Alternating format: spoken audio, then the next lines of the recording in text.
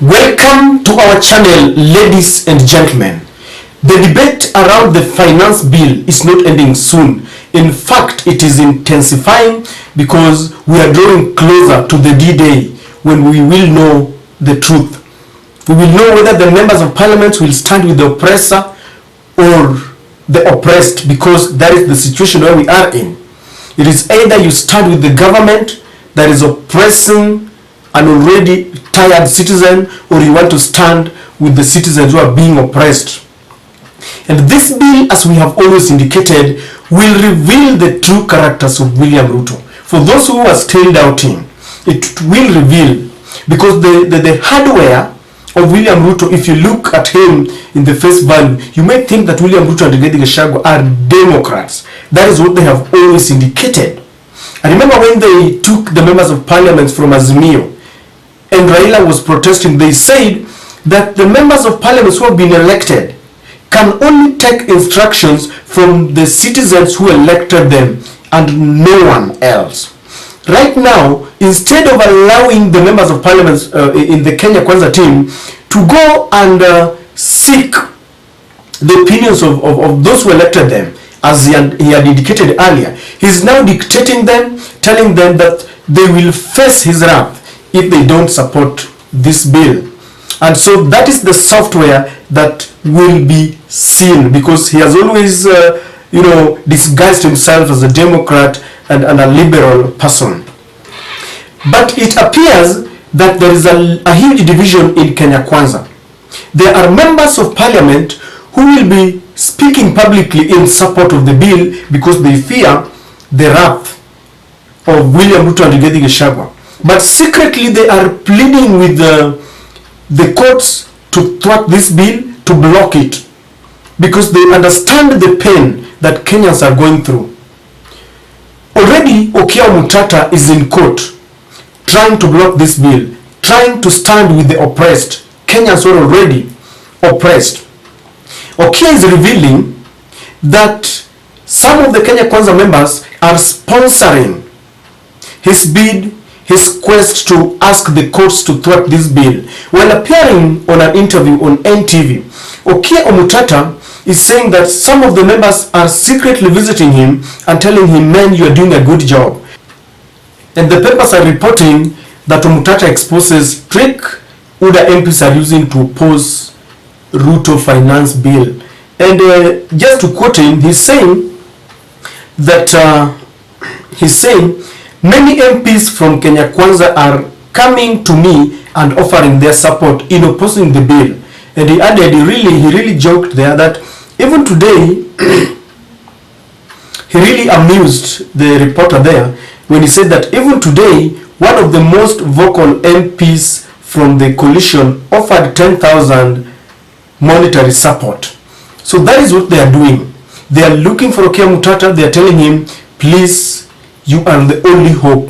They are sponsoring, because matters court require a lot of money, litigation, paying for the lawyers, printing and photocopying of materials. So Okia Mutata is saying that even though the members of parliament fear William Ruto and Rigathi Gachagua, they are now sneaking secretly and supporting his bid and telling him, go for it. It tells you that the ground is very hostile. And the members of parliament are between a rock and a hard place.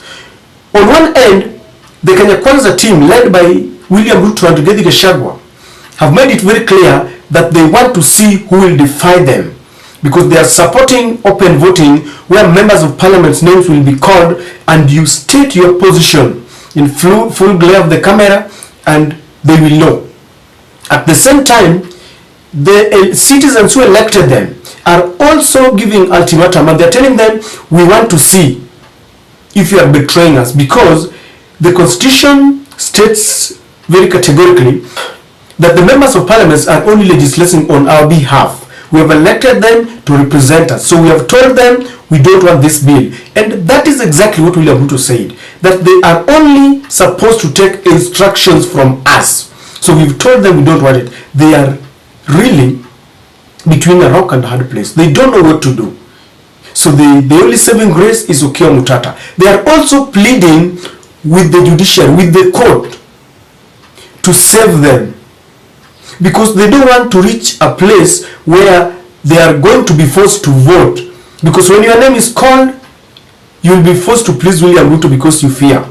The other category here are the members of parliament from Azimio or in Azimio who have been compromised, because it is being said that some have been paid huge sums of money and they wanted to play a trick, either to miss out on that very day. Some will be pretending that they are out on official duties, others will be attending some very close relatives' funerals, others will pretend that they are sick, others will be in the toilets. Remember when the quorum bell is sung, some always vanish, and they have been put on notice by both the Azimio who are telling them, we want to see you on that day voting with us.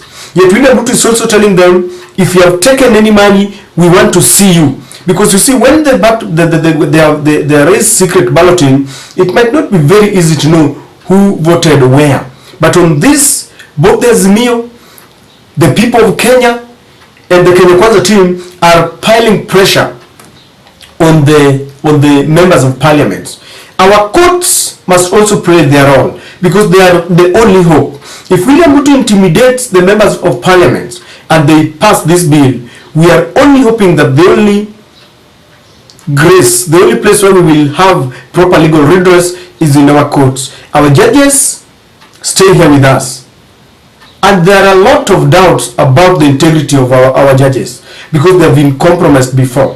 When they saw the CJ appearing in a very posh Toyota sports car, it almost confirmed our fears, because at a time when Kenyans are grappling with financial difficulties, we don't need guzzlers, and we don't need someone adding to a fleet of cars another new car. And we thought maybe this is the time that they are closer than ever, the executive and the judiciary. So we are afraid that they might side with the executive, as they've always done. But we are praying that this time around they find the strength to stand firm, because our judges are also Kenyans. They are not exotic members. They are our indigenous Kenyan women, men and women. Reports indicate that the intelligence report had exposed this to William Ruto, that he was facing a lot of opposition from the Kenya Kwanza team. They were really opposing this, and this is why, while in Narok, he intimidated them and told them, we want to see where you are voting. So the members of parliament have decided that they are secretly enjoined in Okiya Mutata's case, and what they are now sponsoring, because that is the only thing they can do. They can't get the strength. People like Wamuchomba got the strength and told William Ruto that this is a very unpopular bill, and the message was very clear to those who are supporting William Ruto. They were told, stop licking the boots, face the reality. So ladies and gentlemen, we are about to see what is happening, because if William Ruto is not careful, he's going to face a lot of humiliation. Members of parliament are going to stand with Kenyans, and if this bill passes, then we will have to move to the courts. But even with the court is not the last resort. We are going to the streets. Members who are feeling the pinch, who are choked, are going to go to the streets. And this time round, it is not going to be about Raila Odinga. It is the Kenyans who are feeling the pain, who are going to the streets, and they will tell this regime that we are tired. I don't know what you think, but this is my take.